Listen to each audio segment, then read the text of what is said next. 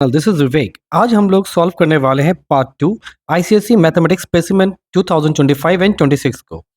यहाँ पर हमने काफ़ी क्वेश्चन सॉल्व किए हैं, दैट इज ऑफ पार्ट 1। मैं लिंक में दे दूंगा डिस्क्रिप्शन, जहाँ पे आपको वहाँ पे पार्ट 1 मिल सकेगा। आज हम लोग स्टार्ट करेंगे क्वेश्चन नंबर 7 के 2 से। तो यहाँ पे क्या लिखा है देखिए, आई सपोज 7 का नहीं, क्वेश्चन नंबर 2 का 2 है ये, राइट। तो यहाँ पे क्या है देखिए, P is a point on the x-axis which divide the line joining A -6 2 and B 9 -4। तो यहां पर आपको बोला है कि जो P है वो कहाँ लाइक कर रहा है, वो लाइक कर रहा है एक्स एक्सिस। तो आप देखो, मैंने यहाँ पर ऑलरेडी बना के रखा है। P एक पॉइंट है यहाँ पर जो कि कहाँ लाइक कर रहा है, एक्स एक्सिस पे। तो ये कौन सा एक्सिस है, एक्स एक्सिस है, P वहीं पे है। फिर क्या लिख, विच divide the line joining A -6 2 and 9 -4। और ये जो पॉइंट है वो किस लाइन के बीचों बीच है, मतलब बीचों बीच नहीं है, किस लाइन पे है, तो बेसिकली वो एक A और B लाइन। यहाँ पे देखिए A और B है लाइन, एक स्ट्रेट लाइन हमने बना दिया यहाँ पर और एक यहाँ पर, राइट। अब आपको क्या करना है, पहले ये बताना है, इसका फर्स्ट ऑप्शन में क्वेश्चन में ये लिखा है कि ये किस रेशियो में डिवाइड करा, मतलब यहाँ पे क्या रहेगा और यहाँ पे क्या रहेगा, what is the ratio between this two. Let's start the solution first. तो आपको ये तो पता होगा कि जब भी हम कभी भी रेशियो निकालते हैं तो हमें क्या यूज करना होता है, section formula. Let's start with this. तो सबसे पहले हम लोग क्या करेंगे, यहां पर लिखना स्टार्ट करते हैं, ठीक है, यहां पे ऐसे। तो सॉल्यूशन यहां पर हो जाएगा, लेट द पॉइंट P, ठीक है, x कॉमा 0। अब ये पॉइंट का कोऑर्डिनेट x कॉमा 0 क्यों होगा ये समझिए, क्योंकि ये क्या कर रहा है, लाई कर रहा है किस पे, x एक्सिस पे, और x एक्सिस पे y का वैल्यू क्या होता है, 0, ठीक है। डिवाइड द लाइन सेगमेंट, ये लाइन सेगमेंट डिवाइड कर रहा है, ठीक है, ज्वाइनिंग a -6 2 एंड b 9 -4। तो ये क्या कर रहा है, मान लीजिए ए और बी के बीचों बीच तो नहीं है, एक्चुअली में ये किसी रेशियो पे है, लेकिन ये क्या कर रहा है, बेसिकली एक्स एक्सिस पे रिसाइड कर रहा है, राइट। तो एज यू नो बाय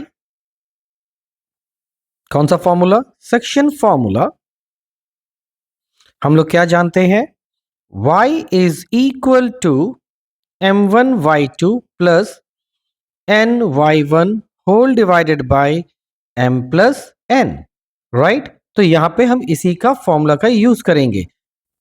अब ये फॉर्मूला का यूज क्यों करेंगे, क्योंकि यहाँ पे y का वैल्यू क्या है, 0, ये ध्यान रखिएगा, इसलिए हम y लिए।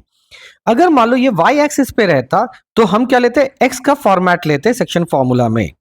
तो यहाँ पे y का वैल्यू क्या हो गया, 0, क्योंकि ये जो वैल्यू होता है ये कहाँ का वैल्यू होता है, वो इस पोजीशन का वैल्यू होता है। इज इक्वल टू m तो आपको पता नहीं है, और y2 की जगह हम लोग क्या ले लेंगे, -4, ये वाला पार्ट, ठीक है। तो मान लिया ये m है और ये n है, प्लस n इंटू y1 यानी कि 2 whole divided by m plus n। अब देखो ये जो m प्लस n है इधर डिवाइड में है, इधर जाके क्या होगा, मल्टीप्लाई होगा, और ये पूरा पार्ट 0 हो जाएगा। तो हमारे पास क्या बचेगा, 0 is equal to -4m plus 2n, right. अब हम लोग क्या करेंगे, इस -4m को इधर भेज देते हैं इक्वल टू का, तो ये सिंपली क्या हो जाएगा, 4m is equal to 2n होगा।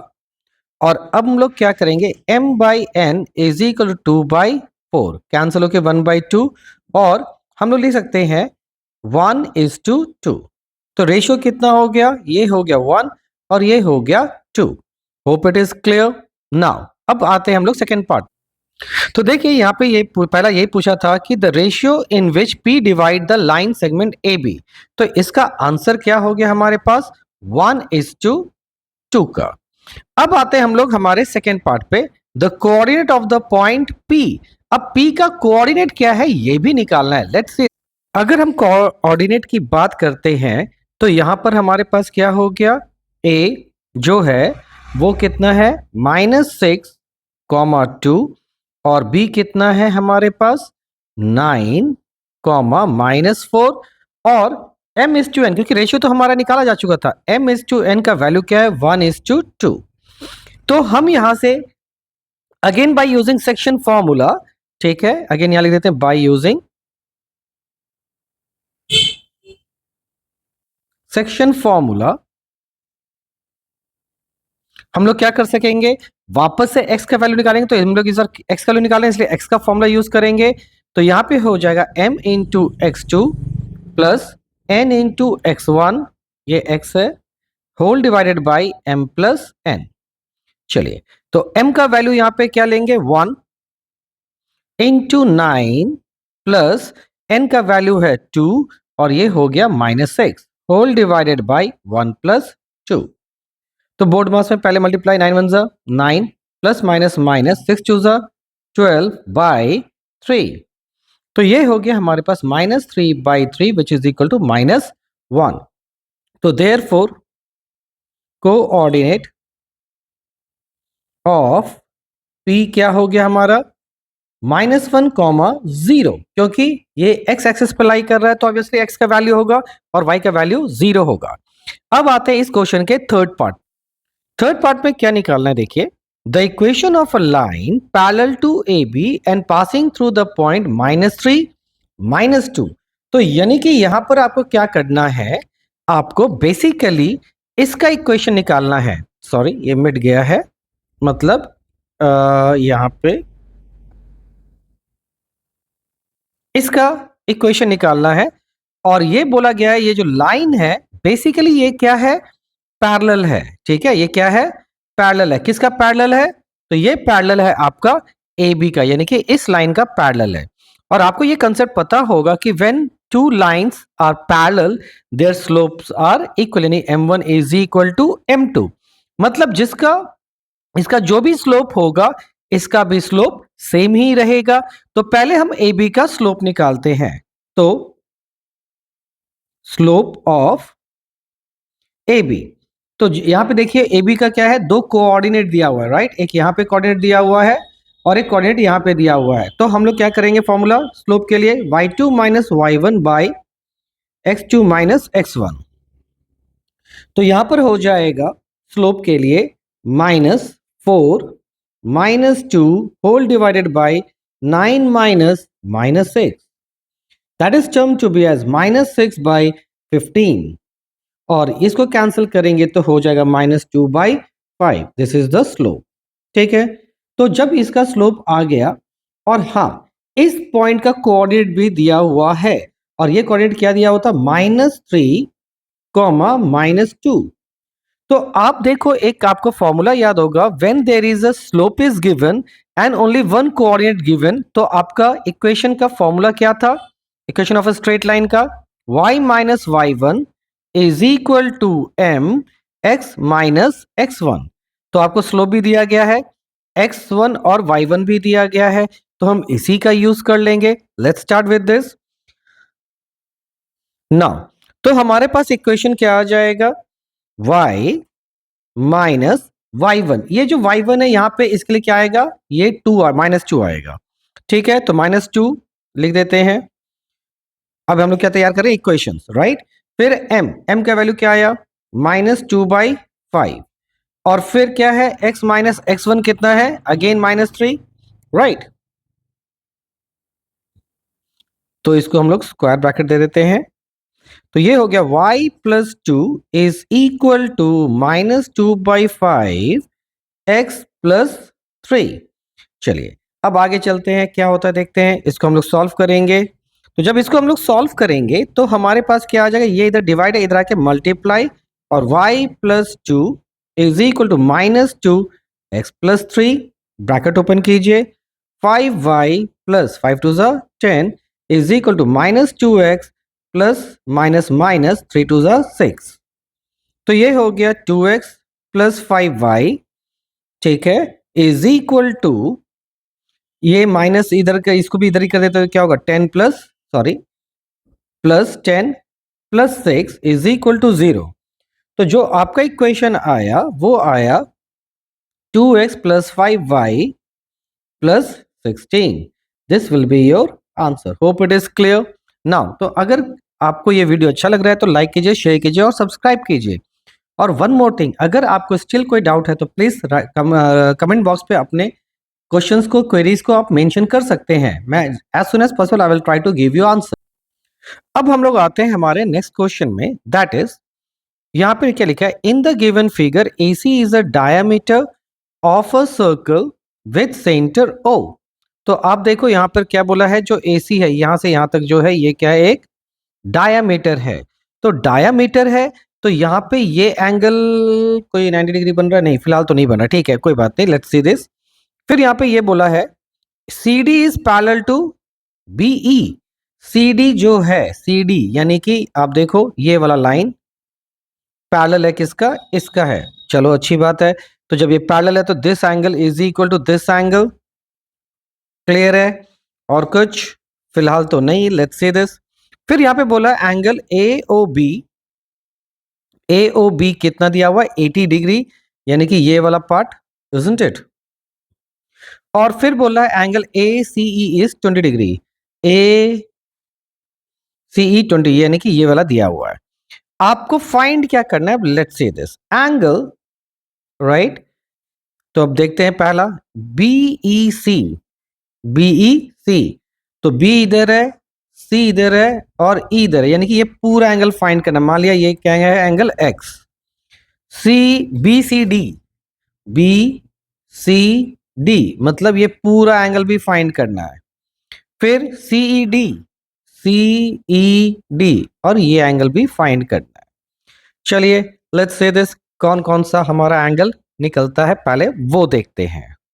तो आगे इसके हम लोग सॉल्यूशन साइड पे। तो सबसे पहला हमारा काम क्या रहेगा, हम लोग यहां पे करेंगे ज्वाइन AE। AE को ज्वाइन करते हैं। अब क्वेश्चन ये है कि AE है कहां, A और E यहां पे आप देखो, इसको पहले आप ज्वाइन कीजिए। ठीक है, ज्वाइन हो गया। इससे फायदा क्या हुआ, अब देखिए। तो इससे फायदा ये हमारा हो रहा है, अब देखिए मैं जो लिख रहा हूं उसको पढ़ते भी जा रहा हूं। द एंगल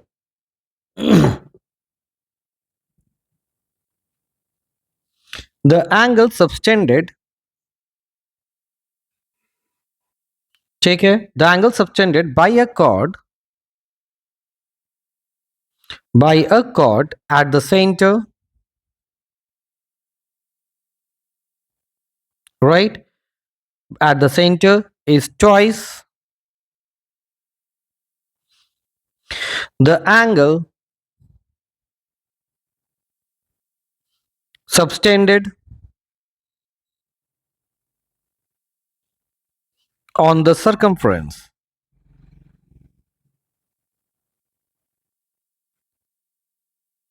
ठीक है, तो अब यहां पर क्या हुआ आपको ये पता होगा, मैं जस्ट एक रफ करके दिखाता हूं पहले, कि मान लीजिए ये एक सर्कल है और सर्कल पे क्या हुआ, सेंटर से एक लाइन इस हिसाब से कॉर्ड तैयार, मतलब आपका एक एंगल तैयार हो रहा है सेंटर से, राइट। ठीक है, और इसी कॉर्ड से, मतलब ये जो कॉर्ड है, इसी कॉर्ड से मान लीजिए आपका पीछे सरकमफ्रेंस पे भी एक एंगल बन रहा है, राइट। तो इसमें आपने ये पढ़ा होगा कि ये जो एंगल होगा, दिस एंगल, मान लीजिए ये x है तो ये कितना होगा, 2x। तो लेकिन सिर्फ इस केस में नहीं, इस कॉर्ड से कोई भी बनेगा तो, राइट, ये जैसे ये जो भी कोई बना तो ये भी कितना होगा, x होगा, मतलब इसका डबल इसका सेंटर में बनेगा, ये ध्यान रखिएगा। तो इसी का पहले हमें यूज करना है।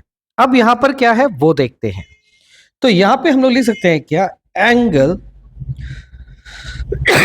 AOB is equal to twice of angle AEB।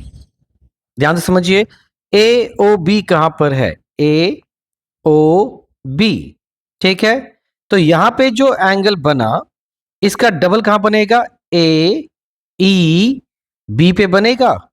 समझिए ध्यान से, क्योंकि देखो ये जो आर्क है या ये जो कॉर्ड है, इसी कॉर्ड पे ये एंगल भी बना है, ये एंगल भी बना है, और इसी कॉर्ड पे ये एंगल भी बना है, तो यानी कि ये जब 80 है तो इसका हाफ ये कितना हो जाएगा, 40 डिग्री होगा। तो यानी कि यहां पे हम लोग लिख सकते हैं 80 degree is equal to twice of angle AEB। तो therefore angle AEB is equal to 80/2 which is equal to 40 degree. तो यानी कि हमारा ये वाला पार्ट आ चुका है। Let's move with other sections. अब हम लोग आगे मूव करते हैं। अब देखिए, as we know that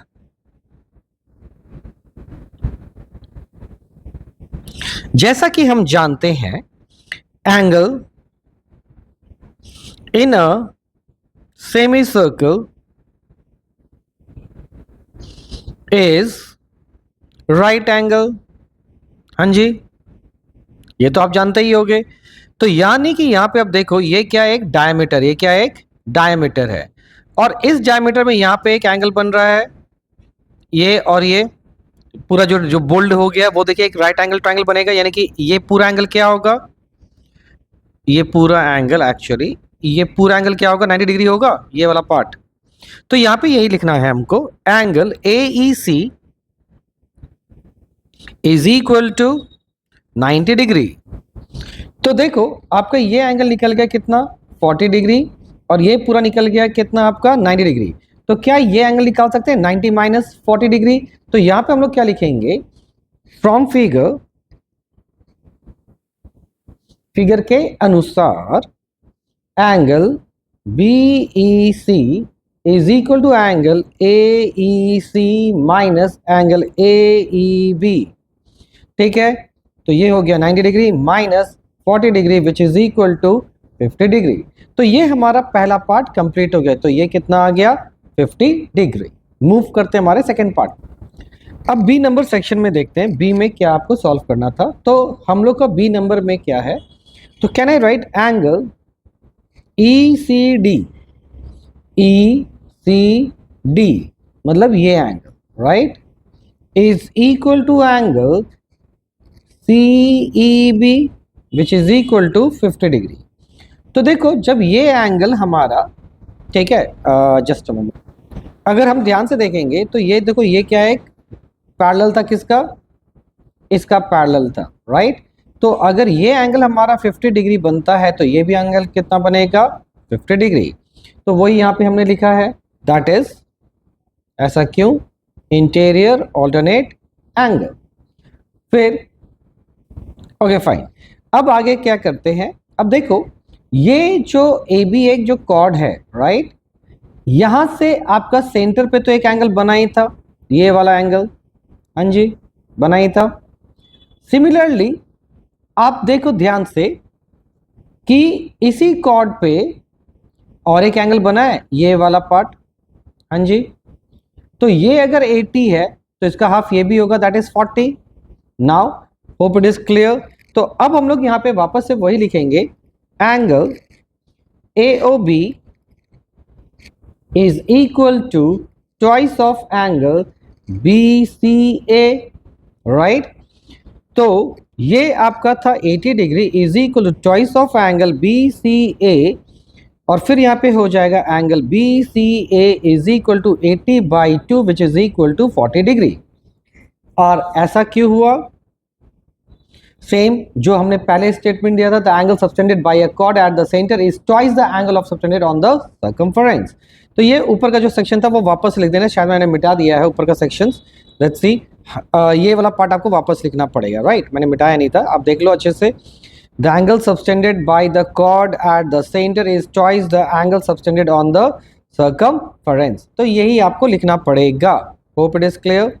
now अब आगे देखते हैं। तो हम लोग का कहाँ पे पहुंच चुके थे, यहाँ पे। तो आपका ये देखिए ध्यान से, ये निकल गया 50 डिग्री, ये गिवन है 20 डिग्री, और ये निकल गया आपका 40 डिग्री। तो अगर हम पूरे एंगल की बात करें तो भी हमारे पास है, तो हम लिख सकते हैं, तो therefore angle BCD is equal to angle BCA plus angle ACE plus angle ECD which is equal to 40 plus 20 plus 50 which is equal to 5 4 9 10 11 यानी कि 110 डिग्री, यानी 110 डिग्री आ गया यहाँ से यहाँ तक पूरा। Hope it is clear. अब आते हैं हमारे सी सेक्शन के ऊपर। अब देखो यहाँ पर जो तीसरा सेक्शन है वो एक बार देख लेते हैं। तीसरा सेक्शन में CED पूछा है, यानी कि CED, और C कहाँ पर है, यहाँ पर है, E कहाँ पर है, यहाँ पे, और यहाँ पे ये। ठीक है, होप इट इज क्लियर। तो अब हमें निकालना है मेनली ये वाला सेक्शन CED। चलो लेट्स सी, देखते हैं क्या कर सकते हैं इसके लिए। अभी सी के लिए हम लोग फाइट कर रहे हैं, तो सी में हम लोग को करना क्या है ये देखते हैं। तो सबसे पहला हमें क्या जानना है कि हम लिख सकते हैं ऐसा क्या, as sum of opposite angle of cyclic quadrilateral, ठीक है, इज इक्वल टू कितना होता है 180 डिग्री। अब देखो, अब क्वेश्चन ये कि हम कौन कौन सा साइक्लिक क्वाड्रिलेटरल को लेंगे, तो मैं जिस जिसको बोल्ड करूंगा उसको, तो ये हो गया एक DE, फिर C से लेके D तक, फिर C से लेके B तक, और फिर E से लेके B तक, ये एक साइक्लिक क्वाड्रिलेटरल है, राइट। अब हम लोग क्या करते हैं, ये वाला पार्ट को पहले इरेज करते हैं ताकि कंफ्यूजन। तो ये जो बोल्ड लेटर का आपको दिख रहा है, बोल्ड लाइंस दिख रहे हैं, यही बेसिकली हम लोग को क्या लेना है, साइक्लिक क्वाड्रिलेटरल। तो इस पूरे का सम और इस पूरे का सम कितना होना चाहिए, 180 होना चाहिए। तो can I right angle C plus angle E is equal to 180 degree, क्योंकि दिस टू आर सप्लीमेंट्री। अब ये जो एंगल C है ये हमने पहले ही निकाल दिया है। ऊपर के पार्ट में देखिए, अगर ध्यान से देख पा रहे हैं तो ये वाला पार्ट देखिए इसको, इजंट इट, यहाँ पे क्या है देखिए, BCD यानी एंगल C निकला है, BC और D ये निकला है, कितना निकला है ये 110। तो यहाँ पे हम लोग क्या लिख सकते हैं इसको, एंगल C को 110। लेकिन जो एंगल E है उसको मैं क्या लिख सकता हूं, दिस प्लस दिस, तो और ये कितना था हमारा 50 डिग्री था, पर यही तो निकालना है आपको। लेट्स सी, तो एंगल E के लिए हम लोग क्या लिखेंगे, angle DEC plus angle CEB is equal to 180 degree ना। तो यहां पे हो गया 110 डिग्री प्लस DEC आपको निकालना है, प्लस 50 डिग्री ये आया था आपका, ये था, ये पार्ट कितना था आपका 50 degree, right, is equal to 180 degree. तो can I right angle DEC is equal to 180 degree minus, तो 110 और ये तो 160 डिग्री हो गया, दैट विल बी 20 डिग्री। तो यानी कि ये छोटा सा जो एंगल है ये कितना आ गया 20 डिग्री का। Hope it is clear. आप देख पा रहे हो कि ये थोड़ी लेंदी तरीके से मैं समझा, मतलब लेंदी तरीके से मैं समझा नहीं रहा, मैं समझाने में थोड़ा टाइम लगा रहा हूं ताकि आपको अच्छे से क्लियर हो। अब मूव करते हैं हमारे नेक्स्ट क्वेश्चन में, और इसको मैं समझाता हूं पहले। यहां पर आपका क्या दिया गया है देखिए, -11, -7 and -3, 49, 53 are the term of a progression. ये एक क्या दिया है, बहुत सारा टर्म दे दिया है, किसका, प्रोग्रेशन का। Answer the following, what is the type of progression, मतलब ये AP है या GP है। फिर आपसे पूछे how many terms are there in all, इसमें कितने टर्म्स अवेलेबल है। Calculate the value of the middle most term, और इस पूरे टर्म का जो मिडिल टर्म होगा ये आपको निकालना है। Hope it is clear. Now move to the question solution. तो कुछ ऐसा ही दिया गया था, गिवन में है -11, -7, -3 डॉट डॉट डॉट 49 एंड 53, कुछ इसी तरीके से दिया गया था। तो सबसे पहले आपसे ये पूछा था कि ये कौन सा प्रोग्रेशन में है। तो लेट्स स्टार्ट विद दिस। तो हम लोग पहले क्या करेंगे, चेक करने के लिए second term minus first term करते हैं, फिर क्या करेंगे, third term minus second term, फिर फोर्थ टर्म और third term minus second term. Okay fine. तो last term minus second last term, या फिर ये भी लिख सकते हैं, क्योंकि हमें चेक करना है ना कि सब कुछ सही है कि नहीं, इसलिए हमें सब कुछ चेक कर लेंगे। Last term minus second last term, let's see. तो देखो सेकेंड टर्म यहाँ पे क्या है, -7 माइनस ऑफ -11 यानी कि फर्स्ट टर्म, तो ये हो गया कितना -7 + 11 विच इज इक्वल टू 4। फिर यहाँ पर आएगा third term that is -3 minus of -7 which is equal to -3 + 7 which is equal to 4। Last term कितना है इसका 53 और -49 which is equal to again 4। तो अब देखो सब में क्या है, एक कॉमन डिफरेंस आ रहा है। तो जो गिवन सीरीज है वो किस में है, ऑब्वियसली एपी में है। तो इसको हम लोग लिखेंगे क्या, तो यहां पे हम लोग लिखेंगे क्या, basically since the difference between consecutive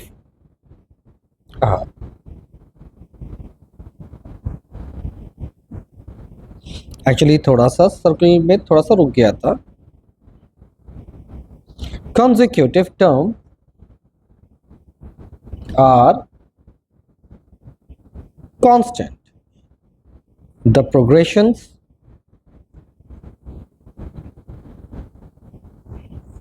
is an AP, that is arithmetic progression, with first term कितना हो गया इसका -11 and common difference is equal to 4। यही हो गया। अब बी नंबर में आपको क्या निकालना है, क्वेश्चन का बी नंबर में आपको n नंबर ऑफ टर्म्स निकालना है। तो देखिए यहां पे आपका लास्ट टर्म दिया है, तो लिखते हैं let 53 be the nth term. मान लिया कि 53 जो है वो क्या है, nth टर्म है। तो हम लिख सकते हैं Tn is equal to a plus n-1 d। Tn की जगह हम लोग क्या लिख देंगे, आपका लास्ट टर्म था जो 53, फर्स्ट टर्म की जगह लिखेंगे -11 प्लस n तो पता नहीं, d की जगह लिख देंगे हम लोग 4। Fair enough. नाउ अब क्या करेंगे, 53 प्लस 11 क्योंकि माइनस है 11 इक्वल टू को जंप करेगा प्लस हो गया is equal to n-1 multiply by 4। इसको प्लस करते तो कितना होगा 64 आ गया is equal to n-1 into 4। 4 इधर मल्टीप्लाई है, इधर आके क्या हो जाएगा डिवाइड, यानी कि 64/4 इज इक्वल टू n-1। तो ये जब कैंसिल करेंगे तो 4 1 ज़ा 4, 6 4 ज़ा 24, यानी कि ये हो गया कितना 16 इज इक्वल टू n-1। तो therefore n is equal to क्या हो जाएगा 16 + 1 is equal to 17th term. ठीक है, तो 17 टर्म हो गया जिसमें वैल्यू कितना आएगा आपका 53। अब इसका लास्ट पार्ट देखते हैं, और लास्ट पार्ट में आपको निकालना क्या है, इसका मिडिल मोस्ट टर्म। तो देखो सी के लिए क्या लिखेंगे, सिंस, ठीक है, n इज इक्वल टू कितना है 70 विच इज एन ऑड। ठीक है, तो बाय फॉर्मूला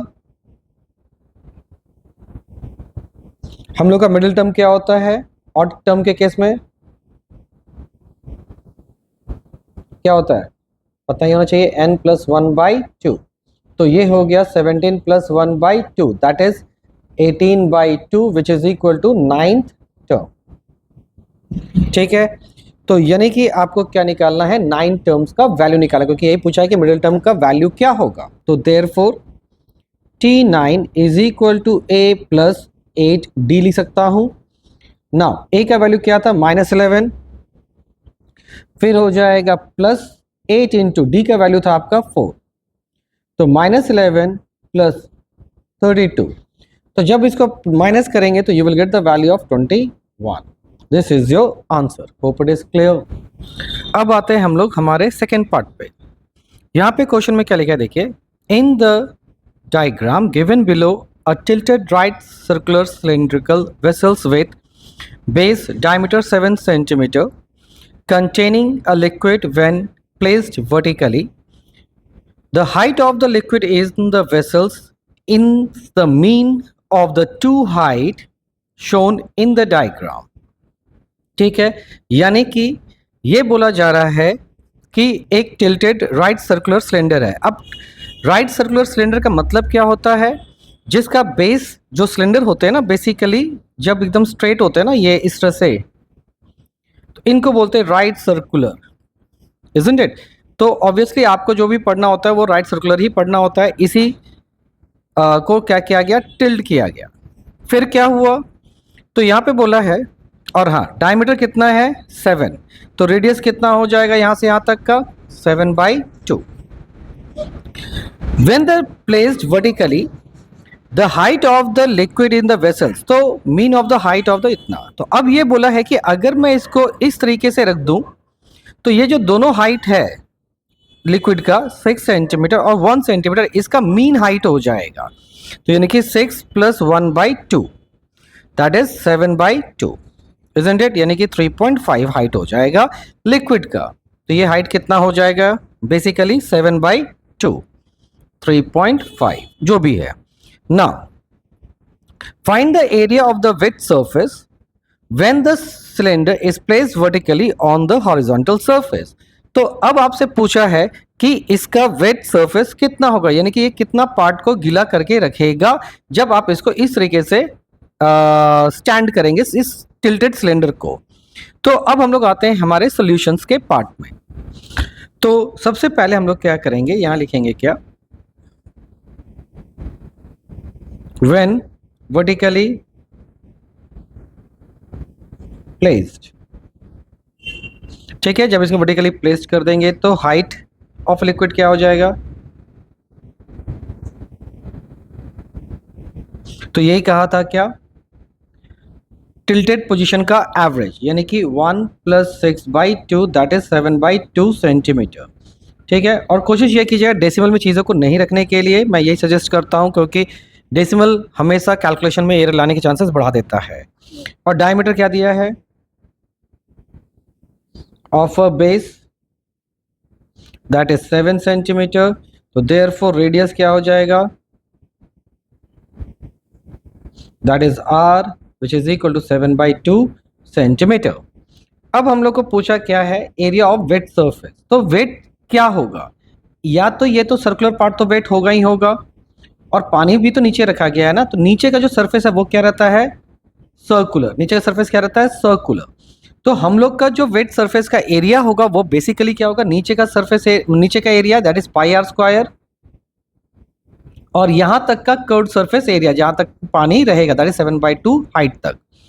तो यहां पे हो जाएगा area of wet surface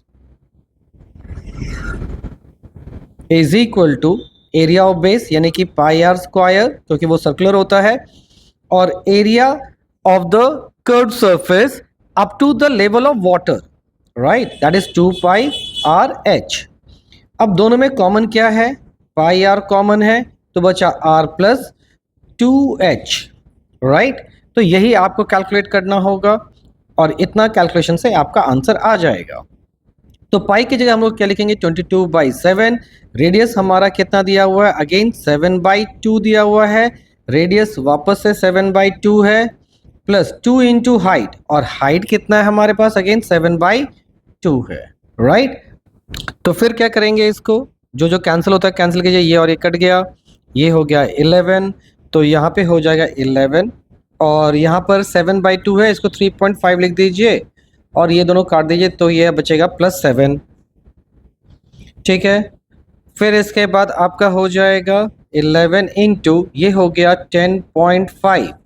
when you multiply this you will get the value 115.5 centimetre square. तो ये जो आया ये बेसिकली क्या आया, area of the wet surface. This is your answer, hope it is clear.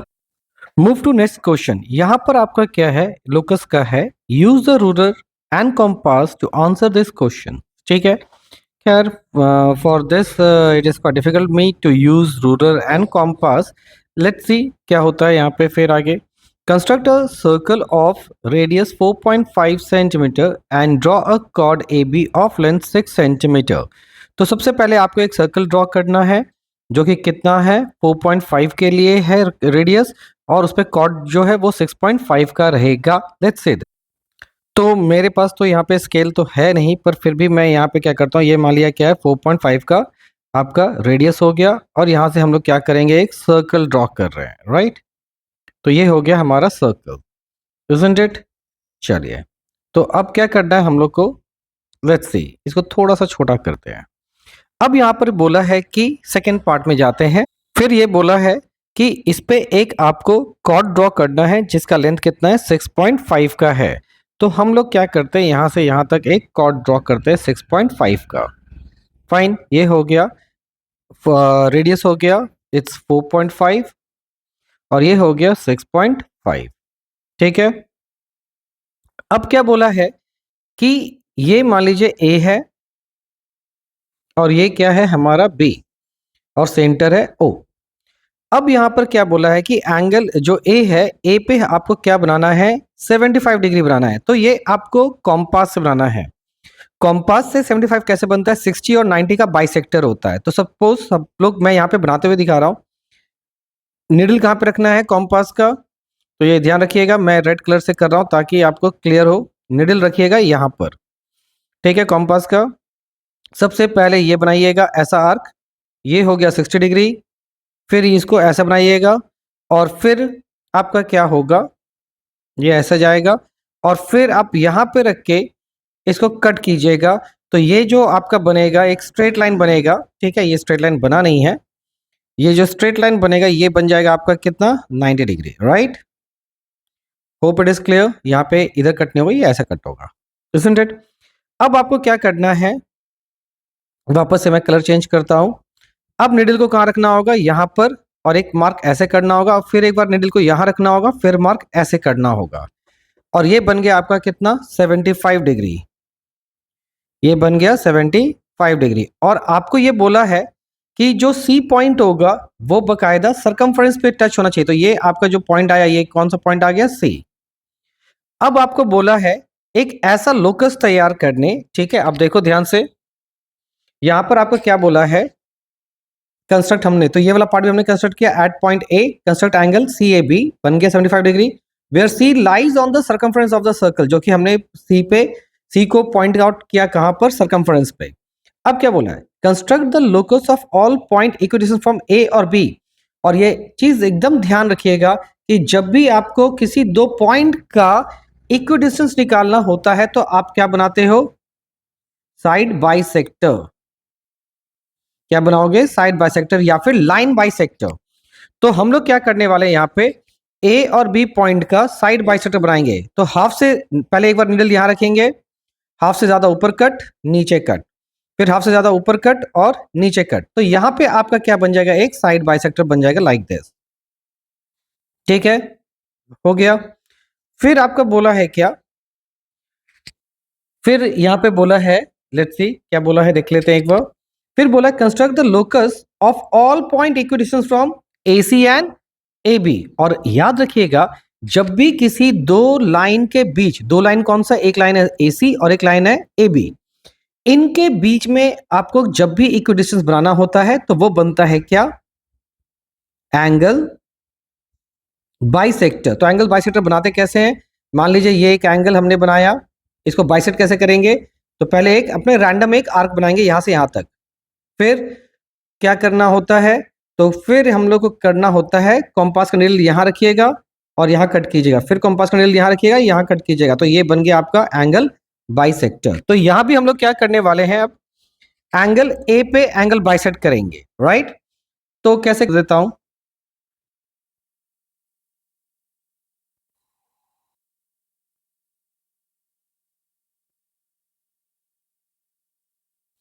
तो यहाँ पे जो लोकी है वो कौन सा है, एक ये लोकी है और एक लोकी ये है।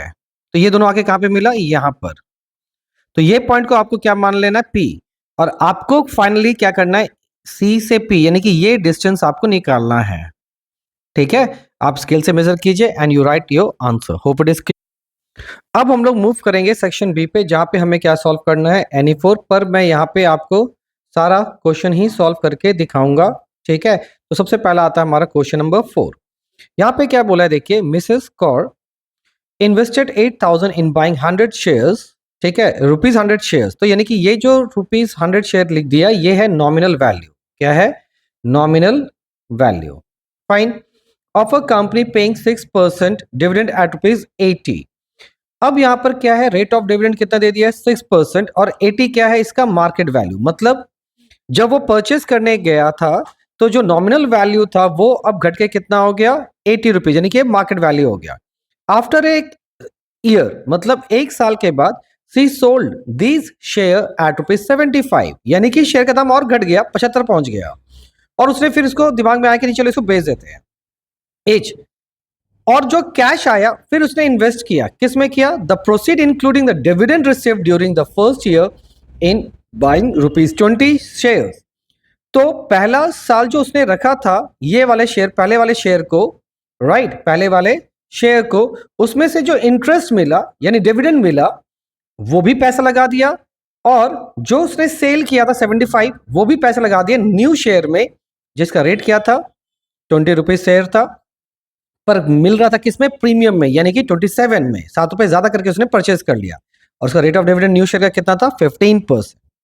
आपको क्या पूछा है, dividend received by her during the first year, आपको पहले साल का डिविडेंड निकाल देना है। फिर दूसरा निकालना है क्या, number of share purchase by her using the total proceed, यानी कि उसने जो डिविडेंड भी खर्च किए या यू कैन से इन्वेस्ट किए, प्लस जो सेल प्रोसीड का वैल्यू था उसने भी खर्च किए और यू कैन से इन्वेस्ट किए। तो आपसे पूछा है कि नंबर ऑफ शेयर्स जो नया था वो कितना था। ठीक है, तो यही दो क्वेश्चन है इसमें। Let's start one by one. तो सबसे पहले सॉल्यूशन में क्या लिखेंगे, गिवन लिखेंगे। ठीक है, पहले के लिए कर रहे हैं सॉल्यूशंस, तो गिवन, एक्चुअली मैं कलर चेंज कर लूं, दिस वन फाइन। तो यहाँ पे हम लोग क्या करते हैं, गिवन लिखते हैं। ठीक है, गिवन में क्या होगा आपका, फॉर इनिशियल इन्वेस्टमेंट, क्योंकि यहाँ पे दो इन्वेस्टमेंट था, फॉर इनिशियल इन्वेस्टमेंट। तो इन्वेस्टमेंट क्या था उसका, ₹8,000। नॉमिनल वैल्यू क्या था, यानी कि face value, which is equal to ₹100 करके था। जब परचेस करने गया तो मार्केट वैल्यू कितना था उसका, ₹80। फिर डिविडेंड क्या था, रेट ऑफ डिविडेंड,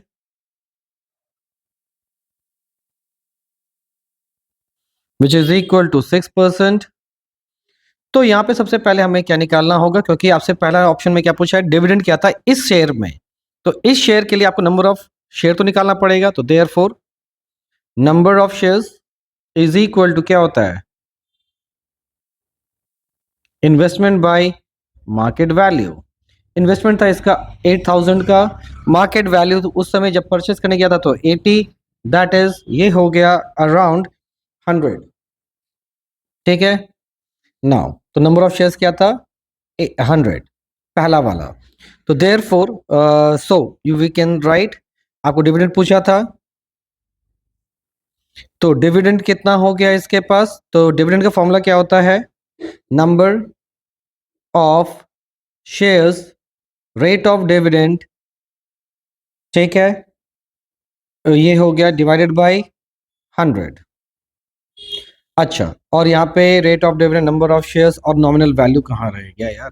ठीक है, नंबर ऑफ शेयर्स कितना है इसके पास, 100 है, rate of dividend 6%, nominal value again 100 divided by 100। तो ये और ये कट गया, तो इसको डिविडेंड कितना मिला पहले शेयर्स में, 600 का। Fine, this is all about the first section. अब उसने क्या किया था, ये जो शेयर था इसके पास, कितना शेयर था उसके पास, 100 शेयर्स। जब 100 शेयर का दाम घट के हो गया कितना, 75, उसने बेच दिया। तो अब हम लोग सेकंड के लिए सॉल्व करना स्टार्ट करेंगे, यानी बी वाले सेक्शंस के लिए। तो बी वाले सेक्शंस में नंबर ऑफ शेयर सोल्ड, कितना सोल्ड किया उसने, 100 के 100 शेयर सोल्ड कर दिए थे। और सेलिंग प्राइस पर शेयर क्या था, तो आपको पता है कि रेट जब घट गया तब उसने बेचा, यानी कि उसका रेट था 75, नॉट 85, दैट इज 75। ठीक है, 100 और ये हो गया ₹75। Fair enough. तो उसके पास सेल प्रोसीड क्या आया, यानी कि टोटल शेयर वैल्यूज कितने मिले उसको, 7,500 के उसको मिल गए। लेकिन सिर्फ उसने ये पैसे नहीं लगाए न्यू शेयर में, उसने डिविडेंड को भी ऐड कर दिया, क्योंकि जो डिविडेंड मिला था उसने भी उसको ऐड कर दिया। तो ऐड क्या करेंगे, dividend, which is equal to, तो कितना डिविडेंड मिला था उसको, 600 रुपए का। ऐड कीजिए, तो यानी कि 8100 उसने न्यू इन्वेस्टमेंट किया। ठीक है, तो therefore number of shares, लेकिन जब मार्केट में परचेस करने गया तो उस शेयर का दाम था 27 रुपीज। कितना था देख लेते हैं एक बार, वापस से क्रॉस चेक कर लेते हैं। तो यहाँ पे देखिए क्या लिखा है, 20 रुपए का शेयर जो था, यहाँ पे देखो क्या लिखा है, 20 रुपए का जो शेयर था जब मार्केट में गया तो उसको कितने मिल रहा था, 27 रुपए में, यानी कि प्रीमियम पे मिल रहा था। तो नंबर ऑफ शेयर्स क्या हो जाएगा, तो number of shares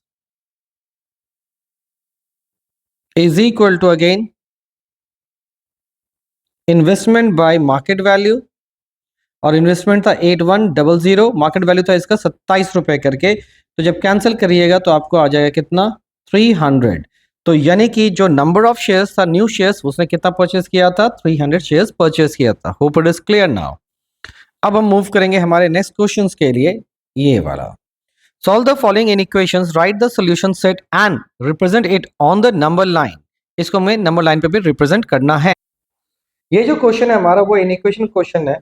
solve the following in equation, right the solution set, represent it on the real number line. तो आपका क्या दिया है, 5x minus 21 less than this, less than और इक्वल टू दिस, और x क्या है, एक रियल नंबर है। तो ये हमेशा ध्यान रखिएगा, क्योंकि आपको सॉल्यूशन सेट जब बनाना होता है ना, तो इन चीजों पे आपको अच्छा खासा ध्यान रखना पड़ता है। Right, that's it. तो ऐसा ही कुछ आपका इन इक्वेशन दिया गया है। तो सबसे पहले हम लोग क्या लिखेंगे, सॉल्विंग एलएचएस।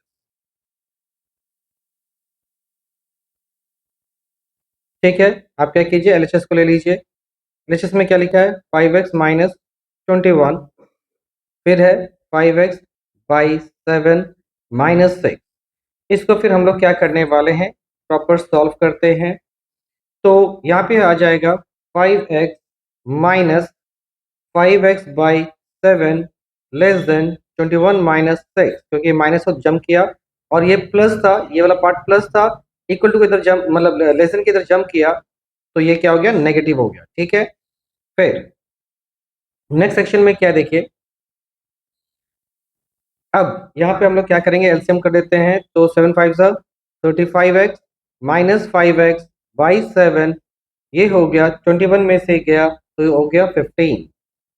फिर माइनस कीजिएगा तो you will get the value of 30x by 7 less than 15। फिर 30x लेस देन 15 इंटू 7 कीजिएगा, तो 7 इंटू 15 लिख दीजिए ऐसे ही, क्योंकि यहाँ पे 30 आ रहा है इसलिए मैंने इसको कैंसिल मल्टीप्लाई नहीं किया। तो यहाँ पे x इज इक्वल टू क्या हो जाएगा, 7 into 15 by 30, that will be 2। और हम यहाँ लिख सकते हैं x is less than 7 by 2, यानी कि 3.5। ठीक है, this is our first part. अब हम लोग क्या करेंगे, सॉल्विंग आरएचएस।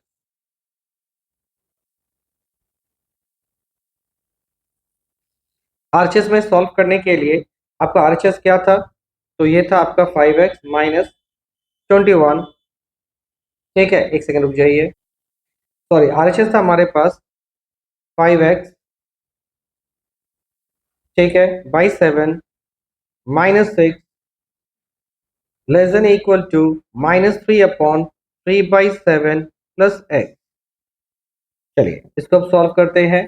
तो ये हो गया 5x बाई 7, x के पार्ट को चले जाएंगे तो ये हो जाएगा प्लस, ये नहीं माइनस ही रहेगा, क्योंकि हम x जो है आपका प्लस है तो इक्वल टू लेसन को जंप करेगा, तो ये हो गया माइनस एक्स, और बाकी सबको इधर भेज दीजिए। तो ये -6 था, उधर जाके क्या हो जाएगा, 6 माइनस 7 3 सा 21, 21 प्लस 3 24 बाई 7। ठीक है, फिर यहाँ पे हो गया 5x माइनस 7x बाई 7, फिर हो जाएगा 6 7 सा 42 minus 24 by 7। Hope it is clear, let's see this. अब हमें क्या करना होगा,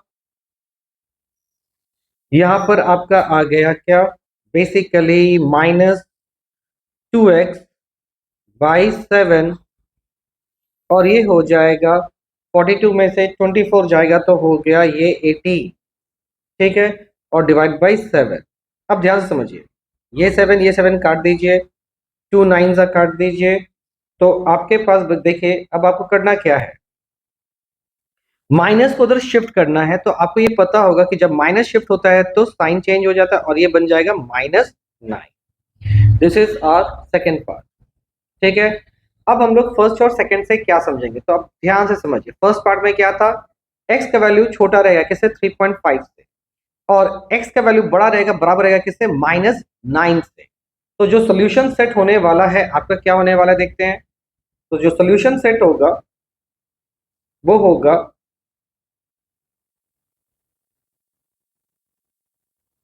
x is to -9 greater or less than or equal to x और greater than 7/2।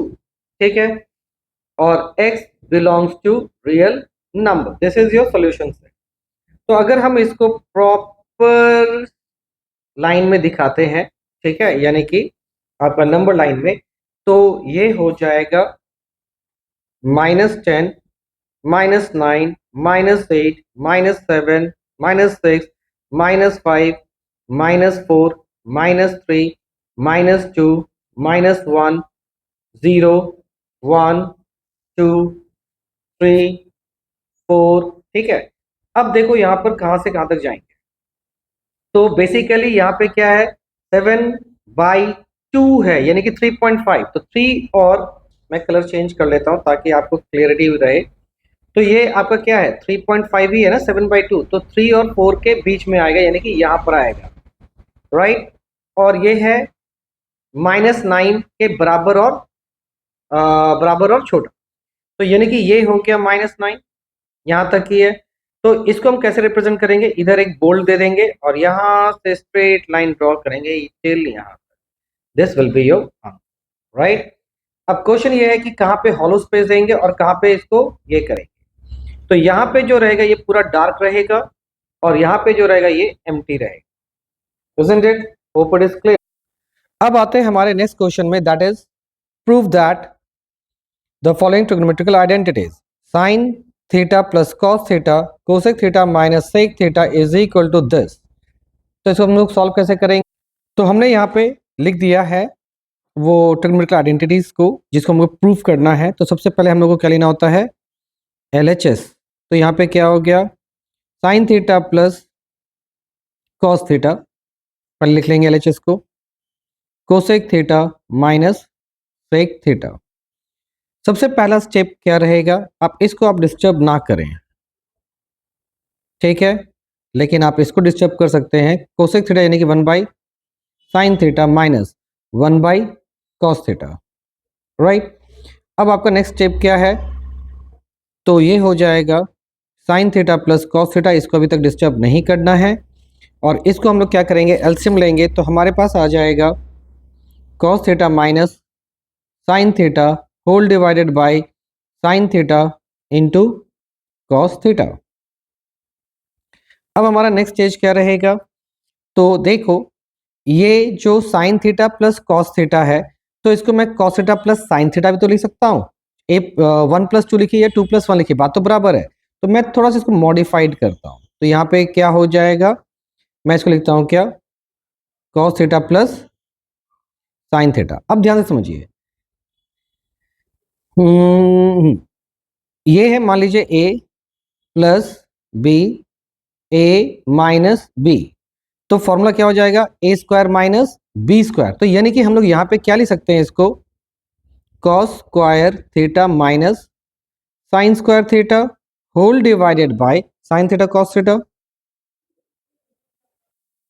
डन। अब देखिए यहां पर आप क्या कीजिए, ये जो कॉस स्क्वायर है can I change to 1 minus sine square theta. तो कॉस स्क्वायर थीटा को मैंने क्या किया 1 माइनस साइन स्क्वायर थीटा, और पहले से क्या था sine square theta whole divided by sine theta cos theta. चलिए अब आगे प्रोसीड करते हैं। तो ये जो सेक्शन है यहाँ पे ध्यान दीजिएगा, ये जो सेक्शन है can I write 1 minus 2 sine square theta by sine theta cos theta. अब इसको सेपरेट कीजिए तो क्या होगा 1 minus 1 divided by sine theta cos theta minus 2 फिर यहाँ पे हो जाएगा कितना, sine square theta whole divided by sine theta cos theta. अब देखिए 1/sin 1/cos, तो क्या लिख सकते हैं इसको, cosec theta into sec theta minus ये पार्ट और ये पार्ट कट गया तो साइन बाई कॉस क्या होगा, टेन थीटा होगा, which is your RHS, hence proved. ठीक है, होप इट इज क्लियर। तो अब मैं ये वीडियो यहीं पे कंप्लीट करता हूं, मिलते हैं हमारे next part of this video. Thank you.